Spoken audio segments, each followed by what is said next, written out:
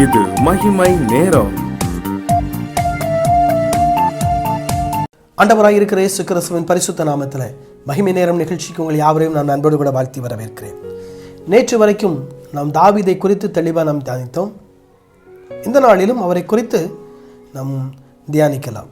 தாவீது என்கிற பரிசுத்தவான் ஆண்டவரால் தெரிந்து கொள்ளப்பட்ட ஒருவர். ஏன் அப்படின்னா, சவுல் ஆண்டவருடைய வார்த்தையை மீறி, ஆண்டவருடைய கட்டளைகள் கற்பனைகளை மீறி ஆண்டவருக்கு விரோதமாய் அவன் பாவம் செய்ததினாலே ஆண்டவர் சவுலை ராஜபாரத்தை விட்டு தள்ளினார். கர்த்தர் சொல்றாரு, நீ பெலிஸ்தரை எல்லாம் முறியடிச்சிடணும், நீ எல்லாரையும் முறியடிச்சிடணும், முறியடிச்சு ஒன்னையும் மீதி வைக்கக்கூடாது. சாமுவேல் கேட்குறாரு சவுலை பற்றி, எப்பா யுத்தத்துக்கு போயிட்டு வந்து அவன் போயிட்டு வந்துட்டேன், எல்லாம் முறியடிச்சிட்டியா, எல்லாத்தையும் முறியடிச்சிட்டேன், ஒன்னையும் மீதி வைக்கல. இல்லை, அப்போ என் காதில் விழுற ஆடு மாடுற சத்தம் என்னப்பா? உங்கள் தேவனாகிய கர்த்தருக்கு பலியிடும்படியாக கொண்டு வந்தேன். பொய்ய பாருங்க, தேவனாகிய கர்த்தருக்கு பலியிடும்படியாக கொண்டு வந்தேன். கர்த்தர் தான் சொல்றாரு, அதை அழிச்சிரு, ஒன்னையும் வைக்காத, எல்லாத்தையும் அழிச்சிரு, ஒன்னையும் வைக்காத. கர்த்தருக்கு பலியிடும்படியாக கொண்டு வந்தேன், ஆண்டவருக்கு பலியிடும்படியாக கொண்டு வந்தேன். இந்த காரியம் கர்த்தருக்கு கோபத்தை உண்டாக்கினது. ஏன்னா கர்த்தர் சொன்னதை அவன் செய்யலை, கர்த்தருடைய வார்த்தைக்கு அவன் கீழ்ப்படியலை. தாவீது கர்த்தருடைய வார்த்தைக்கு கீழ்ப்படிந்தான், கர்த்தருடைய வார்த்தைக்கு கீழ்ப்படிந்தான். ஆனா சவுலும் பாவம் செய்தான், இதை தாவீதும் பாவம் செய்தான். வேதம் தாவீதை குறித்து சொல்லுகிறது. நான் உங்களுக்காக அந்த காரியத்தை, சவுல் ராஜாவான பின்பு பாவம் செய்கிறான். அதே தாவீது ராஜாவான பின்பும் அவன் பாவம் செய்கிறான். உங்களுக்கு எல்லாம் தெரியும், தாவீது பாவம் செய்ததை வேதம் நமக்கு தெளிவாய் சொல்லுகிறது. 2 சாமுவேல் எழுதின புஸ்தகம் 11ஆம் அதிகாரத்திற்கு நாம் வருவோம் என்று சொன்னால், இங்கே தாவீது பாவத்தில் வீழ்கிறான். வாசிக்கிறவங்களுக்காக, மறு வருஷம் ராஜாக்கள் யுத்தத்திற்கு போகும் காலம் வந்தபோது தாவீது யோவாப்பையும் அவனோட கூட தன் சேவகரையும் இஸ்ரவேல் அனைத்தையும் அம்மோன் புத்திரரை அழிக்கவும் ரஃபாவை முற்றுகை போடவும் அனுப்பின. தாவீதோ எருசலேமில் இறந்து விட்டான். தாவீது எங்க போகணும்? யுத்தத்துக்கு போகணும். ராஜா யுத்தத்துக்கு போகணும். யுத்தத்துக்கு போக வேண்டிய ராஜா எங்க இருக்கிறான்? அரண்மனையில் இருக்கிறான். அரண்மனையில் இருக்கிறான். அவன் யுத்தத்துக்கு போக வேண்டிய ஆள், அவன் யுத்தத்தை நடப்பிக்க வேண்டிய ஆள்.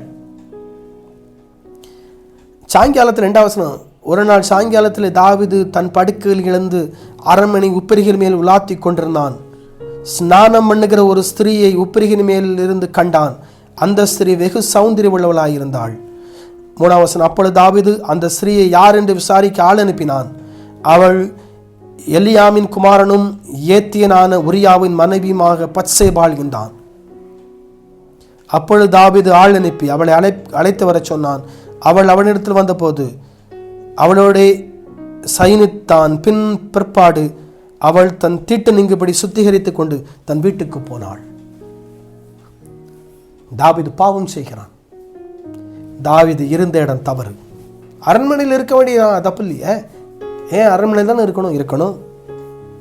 அந்த நேரத்தில் அவன் அரண்மனையில் இருந்தது தவறு. ஏன்னா அவன் யுத்தத்திற்கு போக வேண்டும், அவன் யுத்தத்தை நடப்பிக்க வேண்டும். அவன் யுத்தத்தை நடப்பிக்காம அரண்மனையில் இருந்ததுனால அவன் பாவத்திற்குள் விழ வேண்டிய சூழ்நிலை அவனுக்கு ஏற்பட்டு விட்டது. தாவீது கண்களின் இச்சையினாலே அவன் விழுந்தான். கண்களின் இச்சையினாலே தாவீது விழுந்தான். அப்போ சவுலுக்கும் தாவீதுக்கு என்ன வித்தியாசம்? ஆண்டவரை தன் இருதயத்துக்கு ஏற்றவன் தாவீதை சொல்றாரு. சவுல் இதைத்தானே செய்தான். சவுல் என்ன செய்தாரு? கர்த்தர் சொன்னார், எப்பா முறியடிச்சிட்டு வான்னாரு. முறியடிச்சிட்டு வந்தான், மீதியை கொண்டு வந்தான், கர்த்தருக்கு பலியிடும்படியாக கொண்டு வந்தான். தாவீது அரண்மனை மேல உப்பரியின் மேல உலாத்திக்கிட்டு இருக்கிறான். குளிக்கிற ஒரு பெண்ணை பார்க்கிறார். அவருடைய தவறான பாவமான காரியத்தில் அவன் ஈடுபடுகிறான். அப்ப 2 பேரும் ஆண்டவருக்கு போதாக பாவம் செய்யறாங்க, 2 பேரும் கர்த்தருக்கு போதாக பாவம் செய்யறாங்க. ஆனா சவுலை நீக்கிட்டாரு. தாவீது எப்படி தீர்க்கதரிசி அனுப்பி தாவீது இடத்துல சொல்லுகிறார். தாவீது உரியாவை நீங்க தொடர்ந்து பார்த்தீங்கன்னா கணவரை கொண்டு விடுகிறான். இப்படிப்பட்ட பாவத்தெல்லாம் தாவீது செய்கிறாரு. 12ஆம் அதிகாரத்துக்கு நீங்கள் வந்தீங்கன்னா கர்த்தர் நாத்தானை தாவீதினிடத்தில் அனுப்பினார். அவன் அவனிடத்தில் வந்து அவனை நோக்கி, ஒரு பட்டணத்தில் 2 மனுஷர் இருந்தார்கள். ஒருவன் ஐஸ்வர்யவான், மற்றவன் தரித்திரன். ஐஸ்வர்யவானுக்கோ ஆடு மாடுகள் வெகு திரளாயிருந்தது. தரித்திரனுக்கோ தான் கொண்டு வளர்த்த ஒரு சின்ன ஆட்டுக்குட்டியை தவிர வேறொன்றும் அவனுக்கு இல்லாதிருந்தது. அது அவனோடும் அவன் பிள்ளைகளோடும் இருந்து வளர்ந்தது. அவன் வாயின் அப்பத்தை தின்று அவன் பாத்திரத்தில் குடித்தது. அவன் மடியில் படித்துக் கொண்டது. அவனுக்கு ஒரு மகளை போல இருந்தது. ஒரு ஐஸ்வர்யவான் இருந்தான், அவனுக்கு திரள ஆடு மாடுகள்லாம் இருந்துச்சு. ஒரு தரித்திரன் 2 பேரும் தான் ஒரு பட்டணத்தில். ஒரு ஐஸ்வர்யவான், அவனுக்கு எல்லாம் திரளாக இருந்துச்சு. ஒரு தரித்திரன் இருந்தான், தரித்திரன் ஒன்றுமே இல்லை, ஒரே ஒரு ஆடு, சின்ன ஆடு இருந்துச்சு. ஆனால் ஐஸ்வர்யவான் என்ன செய்கிறான்னா, அவன் வீட்டுக்கு வழிபோக்குன்னு ஒருத்தன் வர்றான். ஐஸ்வர்யவான் ஆடுகளில் ஒன்றை பிடிக்காம இந்த தரித்திரனுடைய ஆடை பிடிச்சி அடித்து அவங்க சமையல் பண்ணி கொடுத்துட்டான். 5ஆம் வசனம். அப்போது தாவீது அந்த மனுஷன் மிகவும் கோபம் உண்டவனாகி நாத்தானை பார்த்து, இந்த காரியத்தை செய்த மனுஷன் மரணத்திற்கு பாத்திரன் என்று கர்த்தருடைய ஜீவனை கொண்டு சொல்கிறேன். கோபம் வந்துட்டு தாவீதுக்கு, அது யார் அந்த மனுஷன்? அவன் மரணத்துக்கு பாத்திரன், கர்த்தருடைய ஜீவனை கொண்டு சொல்கிறேன். 6ஆம் வசனம் சொல்கிறான், அவன் இரக்கமற்றவனாய் இருந்து இந்த காரியத்தை செய்தபடினாலே அந்த ஆட்டுக்குட்டிக்காக நாளத்தனையாய் திருப்ப செலுத்த வேண்டும் என்றான். 7ஆம் வசனம். அப்பொழுது நாத்தான் தாவீதை நோக்கி, நீயே அந்த மனுஷன். இஸ்ரவேலின் தேவனாய் கர்த்தர் சொல்லுகிறது என்னவென்றால், நான் உன்னை இஸ்ரவேலின் மேல் ராஜாவாக அபிஷேகம் பண்ணி உன்னை சவுலின் கைக்கு தப்புவித்து. 8ஆம் வசனம். உன் ஆண்டவனுடைய வீட்டை உனக்கு கொடுத்து உன் ஆண்டவனுடைய ஸ்திரீகளையும் உன் மடிகளை தந்து இஸ்ரவேல் வம்சத்தையும் யூதா வம்சத்தையும் உனக்கு கையளித்தேன். அது போதாதிருந்தால் உனக்கு என்ன வேண்டியதை தருவேன். கர்த்தருடைய பார்வைக்கு பொல்லாதானது காரியத்தை செய்து அவருடைய வார்த்தையை நீ அசட்டை பண்ணினது என்ன? ஏத்தினியாகி உரியாவை நீ பட்டயத்தால் முடிவித்து அவன் மனைவியை உனக்கு மனைவியாகி எடுத்துக்கொண்டு அவனை அம்மோன் புத்திரர் பட்டயத்தால் கொன்று போட்டாய்.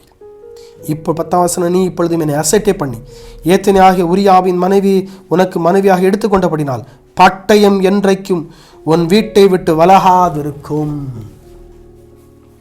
நீ தப்பு பண்ணிட்ட, ஆனால் பட்டயம் உன் வீட்டை விட்டு விலகாது. பட்டயம் உன்னை வீட்டை விட்டு விலகாது. தாவீதுக்கு சொன்ன உடனே 13ஆம் வசனத்தை பாருங்க. அப்பொழுது தாவீது நாத்தானிடத்தில், நான் கர்த்தருக்கு விரோதமாய் பாவம் செய்தேன் என்றான். நாத்தான் தாவீதை நோக்கி, நீ சாகாதபடிக்கு கர்த்தர் உன் பாவம் நீங்க செய்தார். கர்த்தர் உன் பாவம் நீங்க செய்தார். சாகாதபடி கர்த்தர் உன் பாவத்தை நீக்கிட்டார், இல்லை செத்து போவான், நீ அழிஞ்சிருவ. கர்த்தர் உன் பாவம் நீங்கும்படி செய்தார். தாவீது கர்த்தருடைய பாதத்தில் அறிக்கையிடுறான். அப்பொழுது தாவீது தாத்தான் இடத்துல, நான் கர்த்தருக்கு விரோதமாய் பாவம் செய்தேன் என்றான். இன்னைக்கு நம்ம ஆண்டவருக்கு விரோதமாக பாவம் செஞ்சுருக்கோமா? It is important. தாவீது அறிக்கையிட்டான். சவுலுக்கும் தாவீதுக்கும் வித்தியாசம் தான். சவுல் அறிக்கையிடலை, கடைசி வரைக்கும் அறிக்கையிடலை. தாவீது உடனே அறிக்கையிட்டு ஆண்டவரோட ஒப்புரவாயிட்டான். நம்ம பாவம் செய்திருந்தோம்னா, ஆண்டவருக்கு பிரியமில்லாத செய்திருந்தோம்னா, கர்த்தருக்கு பிரியமில்லாத கருத்தை செய்து நடந்திருந்தோம்னா, கர்த்தரோட ஐக்கியமாகும், கர்த்தரோட ஒப்புரவாகும். ஒப்புரவானால் மன்னிக்க தயபெருத்த ஆண்டவர் நம்மை மன்னிப்பார். தலைகள் தாழ்த்தி ஜெபிப்போம். அன்பின் ஆண்டவரே, நீர் எங்களை மன்னிக்கிற ஆண்டவர், மன்னிப்பதற்கு தயபெருத்த ஆண்டவர், அதற்காக உமக்கு ஸ்தோத்திரம். நீர் எங்களை மன்னிப்பீராக. உமக்கு விரோதமாய் பாவம் செய்திருந்தோமானால் இந்த ரத்தத்தினால் எங்கள் கழுவுவீராக. ஆண்டவரே, இந்த மகிமை டிவியை நடத்துகிற சகோதரனுக்காக ஜெபிக்கிறேன். கர்த்தர் ஆசீர்வதியும். மகிமை டிவி மென்மேலும் பெருகட்டும் ஆண்டவரே, பல இடங்களுக்கு கடந்து போகட்டும் ஆண்டவரே. இந்த நிகழ்ச்சியை ஆண்டவரே ஸ்பான்சர் பண்ணுகிற தேவ மனிதர்களுக்காக நான் ஜெபிக்கிறேன். கர்த்தர் அவர்களை ஆசீர்வதியும், அவர்களை உயர்த்தி அருள்வீராக. அவர் செய்கிற பணிகளை கர்த்தர் ஆசீர்வதியும். நிகழ்ச்சியை பார்த்து கொண்டிருக்க ஒருவருக்காக ஜெபிக்கிறேன்.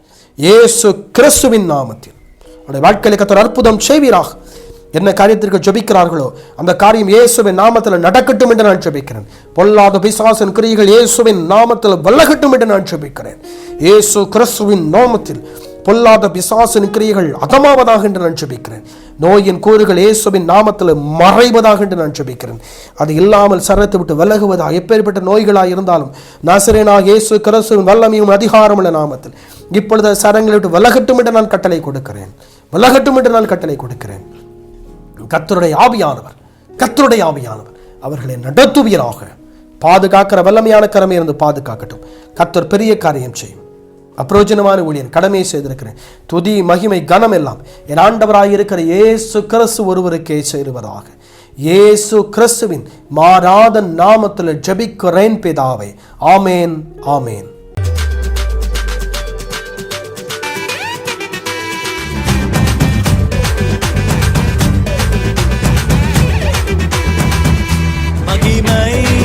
மகிமை